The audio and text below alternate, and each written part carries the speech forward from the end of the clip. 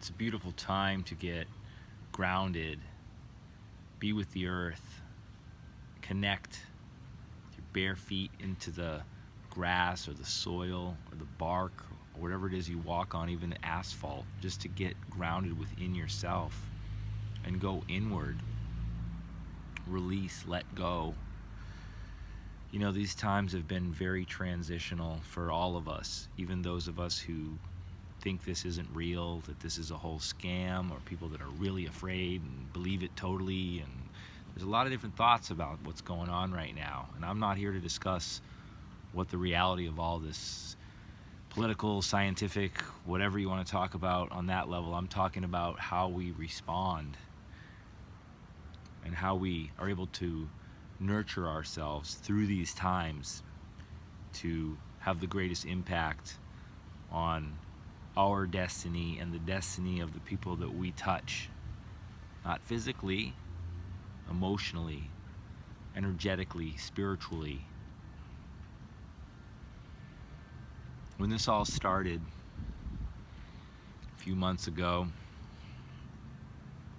fear set in really quickly with a lot of people, myself included. That really exposed the shadow self. Not sure why I felt this way, but I was really in tune with what was being said by the media, the government, all of our collective prefrontal lobe of our society was being illuminated with this fear of the unknown. But as it began to unfold more and more, and fear kind of worked its way into boredom more than anything, because where I live, you don't see much of the effects of whatever's supposedly going on right now. And I had to make a decision. Was I going to twiddle my thumbs and wait for this to end so that I could go back to the way things were before? And were those ways serving me and serving our culture, our humanity, our collective? When I looked deep into myself, took some quiet moments, I realized that out of crisis can be born opportunity. And that's where I started to put my chips on, was opportunity. What do I feel? I would ask myself. Am I in fear and codependency, or am I in alignment with love and interdependence? Shifting from doubt and worry to release and acceptance. Shifting from uncomfortable deflection, like laughing when you're not really happy, just a nervous laughter, to being comedic and full of joy, realization, and learning. Go from a place of helping myself to not necessarily more toilet paper and junk food, because that's not what I've been about, but stockpiling, needing to get a bunch of masks, to a place of I'm gonna be okay. I'm gonna feed my body the highest nutrition, organic foods. I'm gonna move my body. I'm gonna breathe. I'm gonna take cold showers. I'm gonna step into the unknown, and I'm gonna love it, because in that unknown comes infinite possibilities. The past is not infinite possibilities. The past, that's known, that's discovered, that's said and done.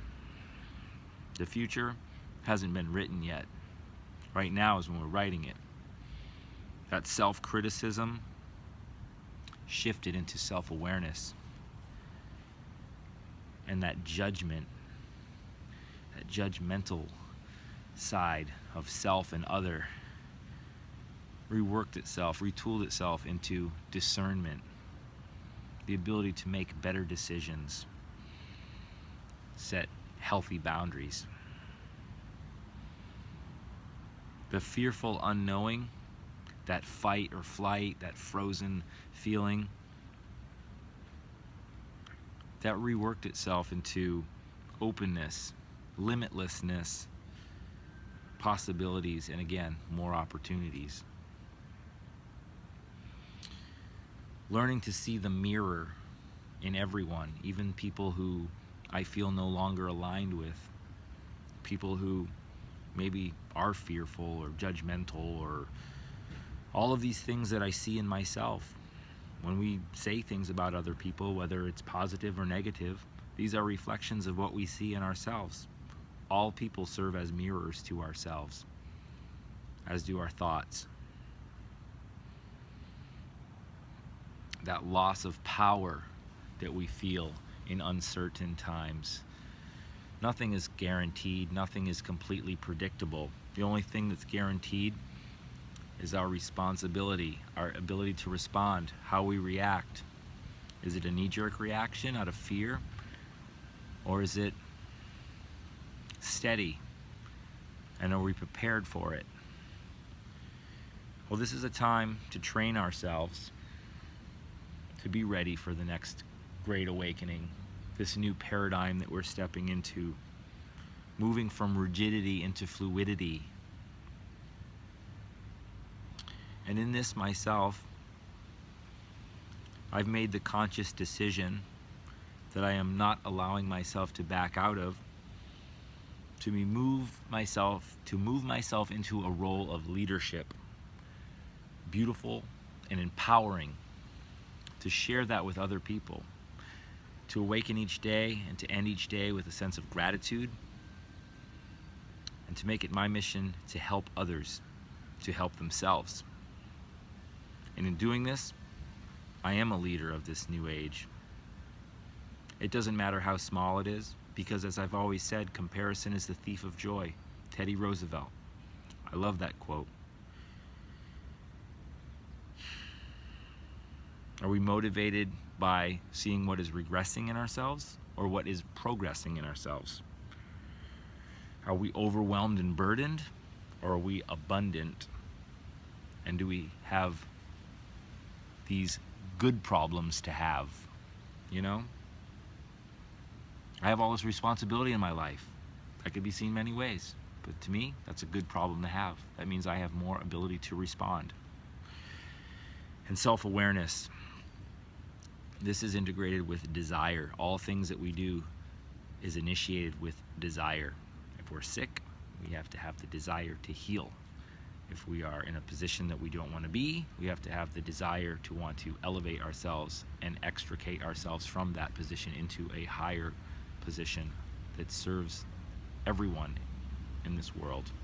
Every thought, every word we speak, every dollar we spend is a vote. What are you voting for? Ask yourself this. This is a process, not a destination. The destination affiliates itself with perfection. There is no perfection. There is no ultimate destination. We're always working on becoming, evolving, transmuting, transforming, metamorphosing into the best of our polarities. We've seen ourselves at our darkest already. Now can we see ourselves at our greatest? I think we can. And I know we will if we put that first step forward. So with this, thank you for being here and watching this with an open heart, an open mind, an open spirit. And where we look, where we put our attention, is what we will see, what we will acknowledge, and what we will bring to light. Thank you for your time, and have the most beautiful day.